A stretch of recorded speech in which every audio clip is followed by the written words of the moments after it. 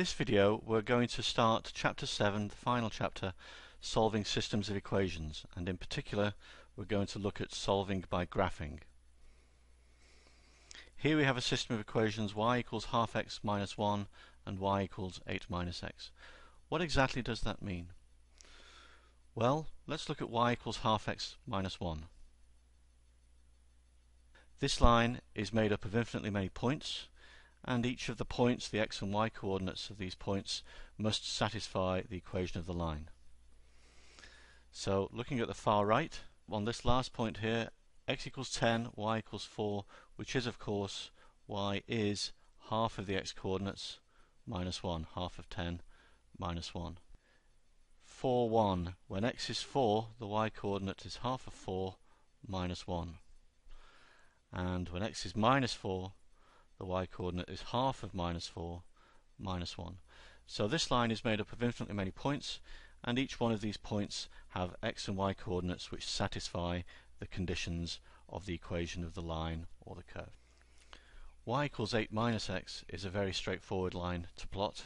It has a y-intercept of 8 and a slope of negative 1.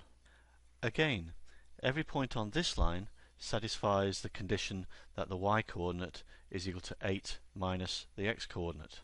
When x is 1, y is 8 minus 1, which is 7. When x is 3, y is 8 minus 3, which is 5. Again, there are infinitely many pairs of values for x and y which satisfies the conditions of this line. Again, there are infinitely many pairs of x and y values representing infinitely many pairs of points which lie on this line. However, where the two lines cross, or more specifically at the point where the two lines intersect, that point, 6, 2, is such that it lies on both lines.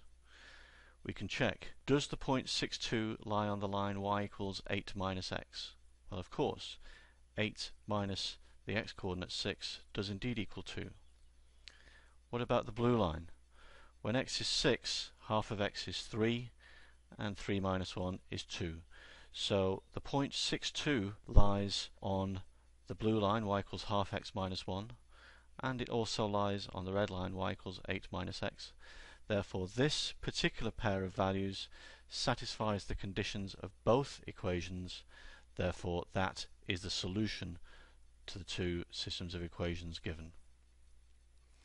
In other words, all we need to do is to find the coordinates of the point of intersection of the two lines. In Math 10, this isn't usually a problem because these coordinate intersections probably will be integer coordinates. However, in the real world, it's entirely possible that it might not be integer coordinates, so we have to double check and confirm that the solution really does lie on both equations. In this second example, we're going to solve a slightly more complicated system of equations. 6x minus 4y minus 12 equals 0 and 3x plus 2y minus 18 equals 0.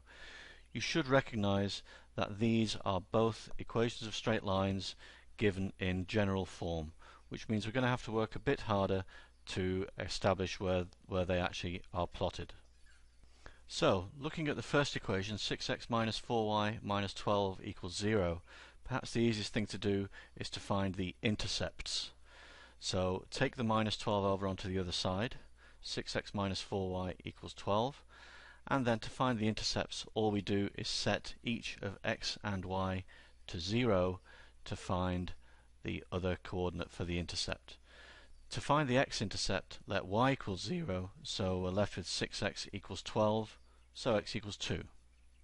Similarly, to find the y-intercept, let x equals 0, so the 6x disappears, so we're left with minus 4y equals 12, so y equals minus 3, so the y-intercept is at minus 3. So we have an x-intercept of 2 and a y-intercept of minus 3. And here is the line. 6x minus 4y minus 12 equals 0. So now we have to go about finding the intercepts for the other line. So 3x plus 2y minus 18 equals 0 was the general equation of the line. So let's move the minus 18 over. So we're left with 3x plus 2y equals 18. This is quite a bit easier to understand. 3 times the x coordinate plus 2 times the y coordinate needs to equal 18.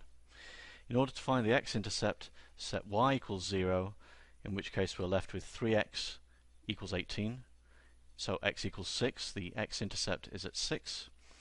And to find the y-intercept, set x equals 0, so we're left with 2y equals 18, so y equals 9. So we have a line with an x-intercept of 6 and a y-intercept of 9. So we've drawn a line through the known points, the y-intercept of 0, 9, and the x-intercept of 6, 0, and we can see that these two lines do cross around in here somewhere. And we can see that that intersection actually is an integer pair of coordinates, x equals 4, y equals 3, and that is the solution to this system of equations. So to summarize, all we need to do is to graph each of the equations and find the point of intersection, and that point has coordinates which will satisfy both equations, and therefore that is the solution to the system of equations.